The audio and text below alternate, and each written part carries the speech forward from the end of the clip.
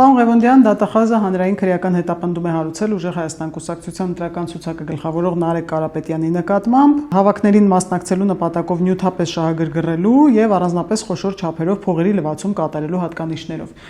Սակայն իր շրջապատը թիմակիցները սկսեցին պնդել, որ սա քաղաքական հետապնդում է։ Ես խնդրեմ ձեր կարծիքը հայտնեք։ Դե պիտի սպասենք, տեսնենք, թե ինչ իրավական հիմքեր կան, ինչ ապացույցներ կան, գործընթացը ընթանա, որպեսզի հասկանանք, թե ինչ կանավեր հիմնավորված քրեական գործ հարուցել է, այնուամենայնիվ եթե դատախազությունը որոշում է կայացել գործ հարուցել, որոշակի կասկածներ արդեն կան, ինչ որ բան հիմնավորվել է իրենց համար։ Այնպես որ պետք է մի փոքր սպասել, որպեսզի ավելի հստակ կարողանանք գնահատել իրավական առումով, քաղաքական առումով վաղուց արդեն պարզ էր, որ ինչ որ գործընթացներում նրանք մասնակցում են, այն պահին, երբ թույլ չտվեցին Հայաստանը լքել այդ մարդկանց, Նարեկ Կարապետյան, Ռոբերտ Քոչարյանին, Գագիկ Ծառուկյանին պարզ էր, որ ինչ որ իրավական գործընթացում նրանք ներգրավված են, նույնիսկ եթե իրենք տեղյակ չէին, այնուամենայնիվ գործընթացը գոյություն ուներ, որովհետև առանց դրա հնարավոր չէր թույլ չտալ Հայաստանը լքել, այնպես որ սպասվում էր, որ նման բան տեղի ունենա։ Իսկ այս իրենց կուսակցությունից այս մանդատաթափությունը ինչպես կբնութագրեք, ինչի մասին։ Ըստ էության դա կուսակցություն էր միայն կարելի է ասել իրավիճակային առումով, դասական առումով կուսակցություն չէր, հիշենք, որ ընդամենը մի քանի ամիս է, որ գրանցվել է այդ կուսակցությունը, եւ նորմալ է, որ այնպիսի կուսակցությունը, որտեղ մարդիկ գալիս են միայն կոնկրետ ինչ-որ օպերատիվ խնդիրներ լուծելու,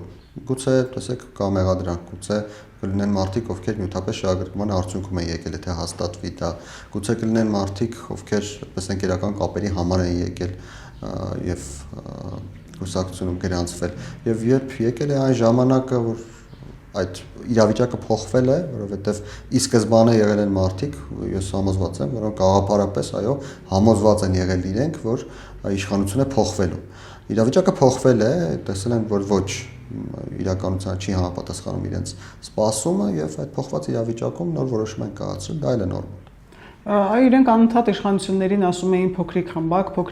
բայց տեսնում ենք, որ իրենք են, վերածվում արդեն փոքրիկ խմբակի։ Դա եթե փորձենք գնալ հետ եւ հիշել, թե ով ինչ էր ասում, իրականում իրենց հայտարարությունների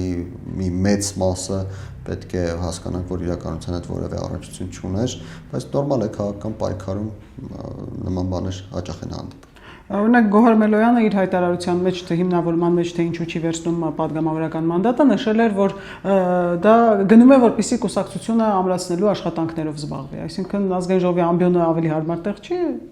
Նորից եկեք ուշադրություն դարձնենք, այդ մարդիկ դասական առումով քաղաքական գործիչներ չեն։ Գոհար Մելոյանին գիտենք բավական վաղուց, համարաբար 2018-19 թվականից իր գործունեությանը որոշակիորեն հետևել եմ, առնչվել եմ, ակնհայտ է, որ քաղաքականությամբ զբաղվելը դա միայն հեռուստացույց նայել կամ հայտարարություններ անելը չէ, քաղաքականությունը ունի իր հստակ չափանիշները եւ քաղաքական գործիչ լինելու համար անհրաժեշտ է որոշակի պատկերացում ունենալ քաղաքական գործընթացների մասին։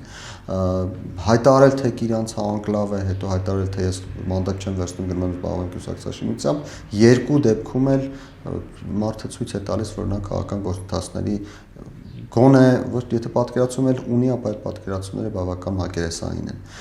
Մենք ամենօրյա ռեժիմով տեսնում ենք, որ հակակոռուպցիոն կոմիտեն բացահայտումներ է անում եւ դրանք հիմնականում վերաբերում են ուժեղ Հայաստանի ներկայացուցիչներին, 100-ից ավելի, գուցե հիմա ավելի շատ ինքնախոստովանական ցուցմունքներ կան, այս մարդիկ որևէ կերպ չեն ընդունում,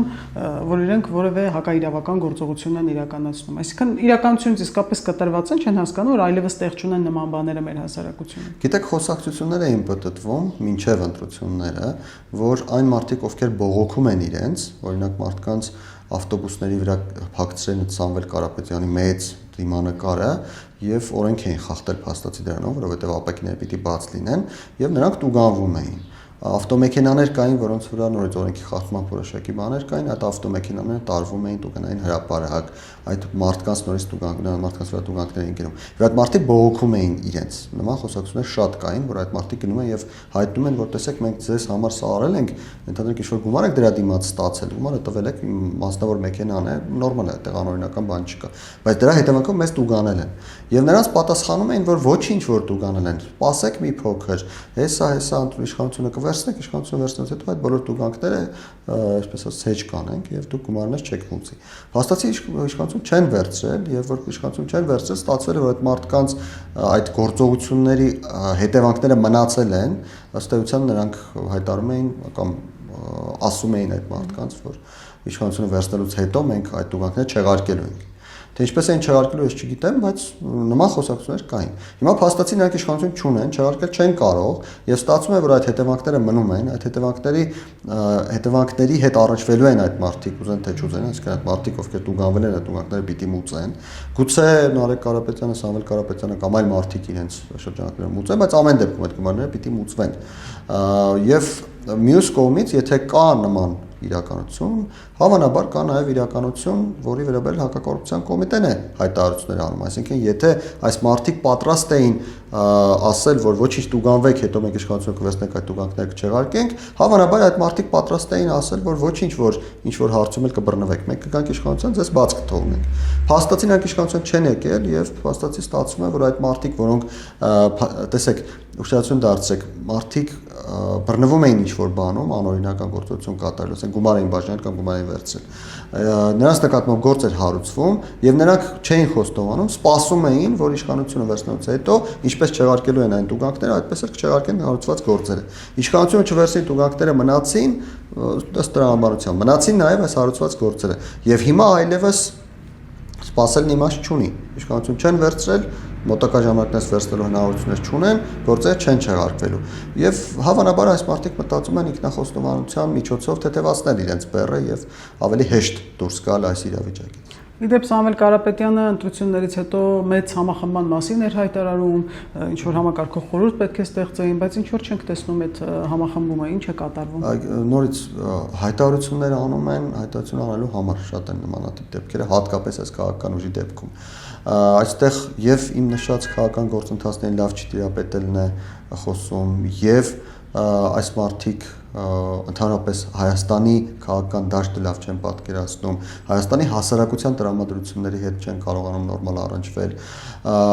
ելնում են այն կանխավարկածից, որին իրենք սովորեն Ռուսաստանում, որովհետև եկել են Ռուսաստանից։ Նրանց խորհրդատուներն են շատ դեպքերում նրանց ստում, որովհետև այդ ստի միջոցով ավելի շատ են կարողանում նրանցից ստանալ, ավելի մեծ գումարներ են կորզում այդ մարդկանցից։ Իրավիճակն այսպիսին է։ Այս իրավիճակում նա կարող է այսօր հայտարարել համախմբման մասին, վաղը հայտարարել փողոցային ակցիաների մասին, մյուս օր փողոցային ակցիաների մասին մոռանալ կամ փողոցային ակցիաներ չանել, հետո էլ հայտարարել, որ մենք հաշվեցինք, տեսանք, որ փողոցային ակցիաներով արդյունքի չենք հասնի, որոշեցինք ազգային ժողովում ակցիա անել, հետո ազգային ժողովում ակցիա չանել։ Այսինքն բացարձակապես այս քաղաքական ուժի ներկայացուցիչների հայտարարությունները եւ իրականությունը պարտադիր չէ, որ համընկնեն։ Նրանք կարող են հայտարարել մեկ բան, բայց իրականությունն բացարձակ այլ է։ Խոսենք նաև Գագիկ Ծառուկյանի կալանավորման մասին, նրա կալանավորումը նույնպես աջակիցները, ընդդիմադիրները համարում են քաղաքական հետապնդում։ Գիտեք, Գագիկ Ծառուկյանի դեպքում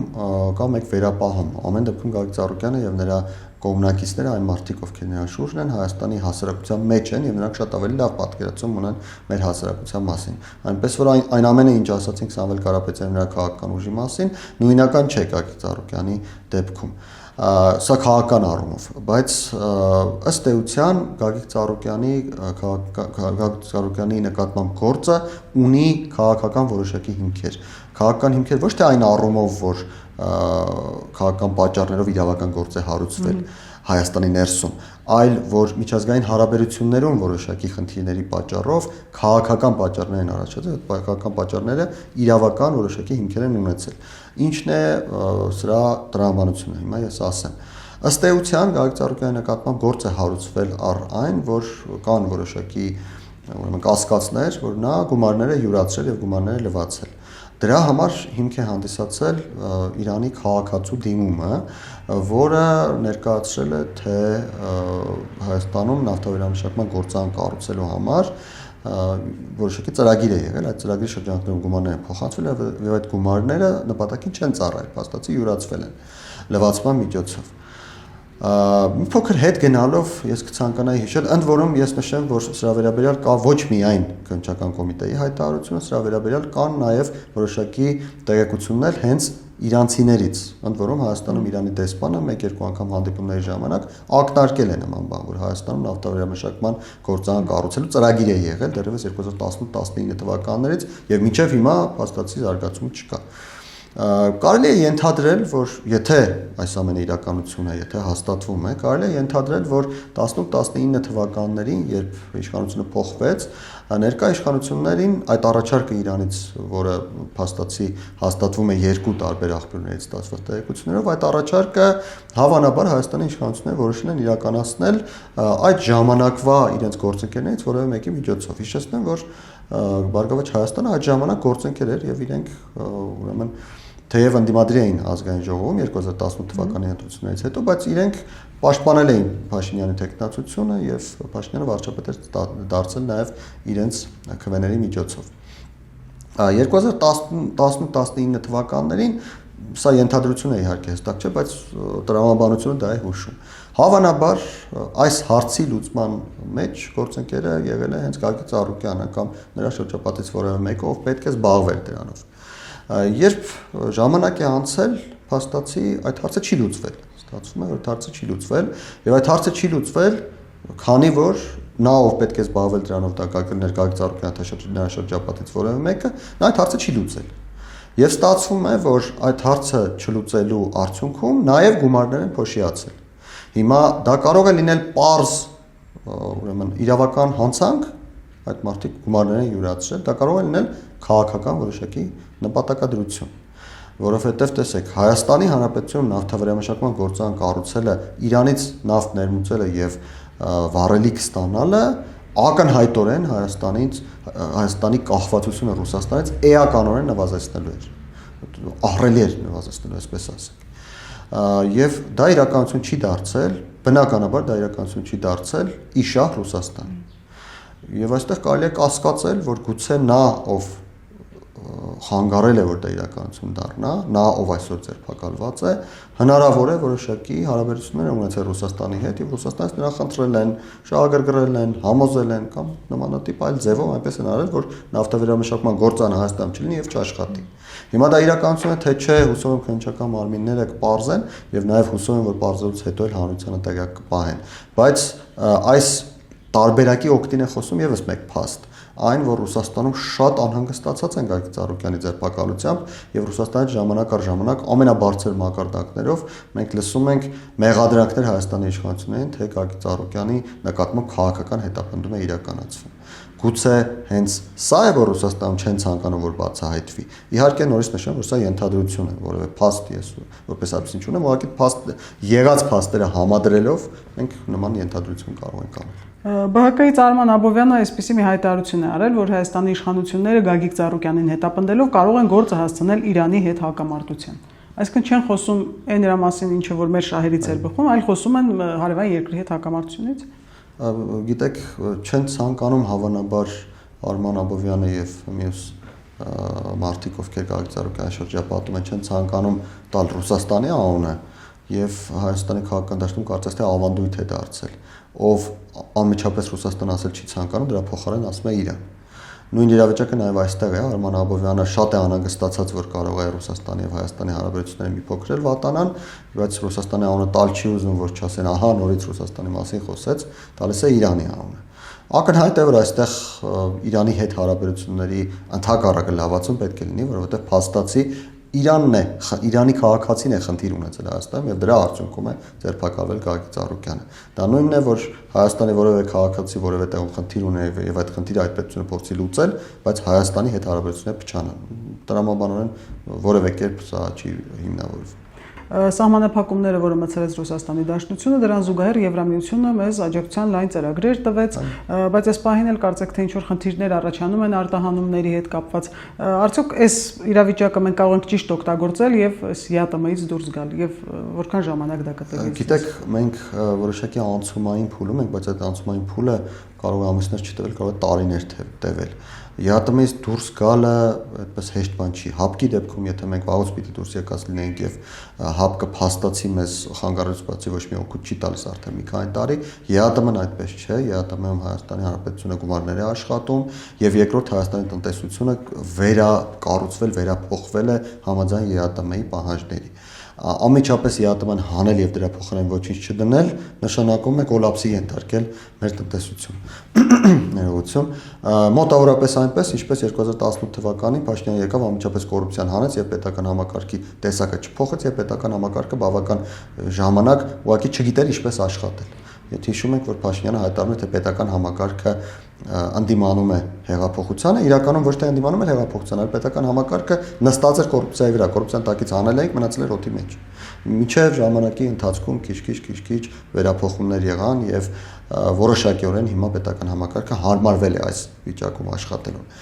Նույնը կարող է լինել ԵԱՏՄ-ի դեպքում, ԵԱՏՄ-ից եթե մենք տնտեսության դեպքում ներողություն, եթե ԵԱՏՄ-ից մենք դուրս ենք գալիս, տնտեսության հիմքը հանում ենք այս բան, որովհետեւ հիմք է դարձել ԵԱՏՄ-ն։ Իհարկե դա շատ վատ է, որ հիմք է դարձել, բայց փաստն այդ է, հիմք է դարձել։ Մեզ անհրաժեշտ է, այսպես ասենք, եթե պատկերավորպես ներկայացնեմ, կողքերից, վերևից եւ այլն ինչ որ պահող կոնստրուկցիա կազմակերպել, որից հետո նոր ԵԱՏՄ կարողանանք հանել, որովհետեւ չընկնի։ Դա հիմա արվում է ըստ ինչ է։ Ըստ էության, այո, որոշակի գործիքներ օգտագործում են, տեսեք, Մերձավոր Արևելյան շուկաների բացահայտում էս համար, նույն Եվրամիության կողմից Հայաստանին որոշակի առավելություններ տրամադրելը, դրանք բոլորը այդ իմ նշած այդ կոնստրուկցիայի պահող որոշակի տարրեր են, բայց նորից նշեմ, դա բավարար չէ, բավական մեծ աշխատանք է պետք կատարել մինչև ԵԱՏՄ-ից դուրս գալը։ Իհարկե 2013 թվականին այն աղետը, որ բերեց մեզ վրա երրորդ նախագահ Սերժ Սարգսյանը ԵԱՏՄ մտնելով, այդքան հեշտ դրա հետևանքները հաղթահարել հնարավոր չի լինել։ Եվ նաև օրերս ես մի տնտեսագետի հետ էի խոսում, որ հիմնական շուկաները, որոնք եվրոպական շուկաներ, որոնք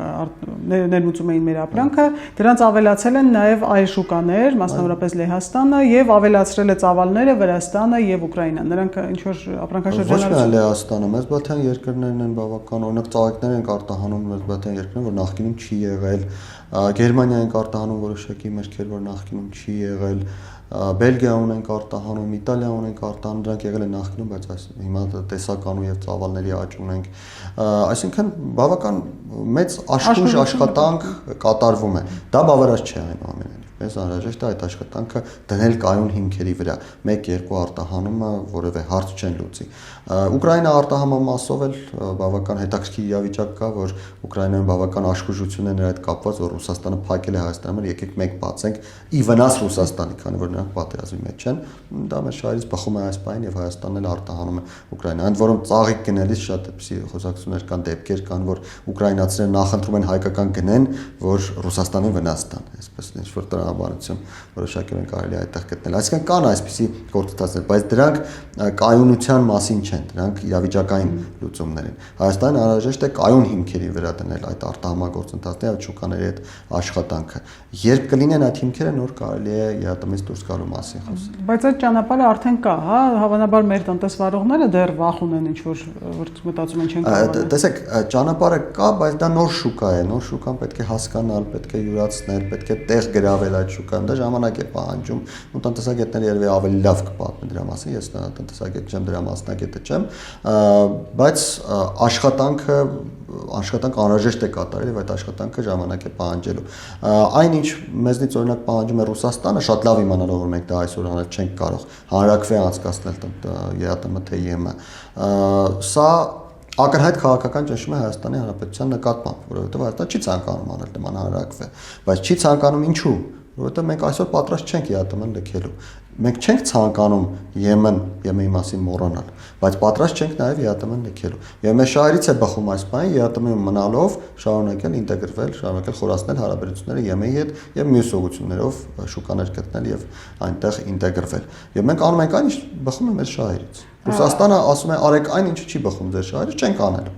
Դուք էլ արեք այն, ինչ կարող եք։ Այսինքն ըստ ձեզ այս պահին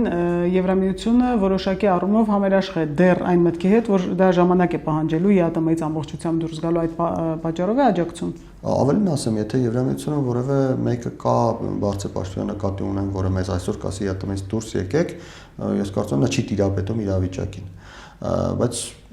չեմ տեսել նման դրսևորում, կարծում եմ չկա նման մարդ, ով քիչ թե շատ այսքան ըմբռնումով են մոտենում իրավիճակին։ Ոչ թե ըմբռնումով են մոտենում, ընդհակառակը իրենք չեն ցանկանում, որ այս բանը Հայաստանի ԵԱՏՄ-ից դուրս գա, որովհետև ամբողջ բեռը մնալու է իրենց վրա։ Այսինքն, եթե մենք այսօր լսենք Եվրամիությանը, եթե որևէ մեկը Եվրամիությունից մեզ ասի, դուրս եկեք ԵԱՏՄ-ից, մենք դուրս գանք ԵԱՏՄ-ից, բնականաբար այդ կոլապսային իրավիճակում գնալու ենք ասում ենք մենք դուրս եկանք։ Դե ուրեմն դուք էլ մեզ ինչ-որ ավելին արեք։ Եվն էլ չի ուզում, բնական է, իրենք էլ իրենց շահերն ունեն, Եվն էլ չի ուզում ամբողջությամբ Հայաստանի հոգսը վերցնել իր վրա։ Այնպես որ իմ կարծիքով իրենք ոչ միայն ըմբռնում են մոտենում, այլ իրենք չեն էլ ցանկանում, որ այս բանը Հայաստանը դուրս գա ԵԱՏՄ-ից, այլ ընդհակառակը ժամանակի ընթացքում Հայաստանը արդեն պատրաստ կլինի առանց ԵԱՏՄ-ի իր այդ ուրեմն կոնստրուկցիա, այդ կառույցը պահել, այդ ժամանակ Հայաստանը դուրս կգա Եվրամիության վրա լրացուցիչ ծանրաբեռնվածություն չի ընկնի։ Շնորհակալություն։ Ես եմ շնորհակալ։ Հավանիչ տեսանյութը եւ բաժանորդագրվիչ նորությունները բաց չթողնելու համար։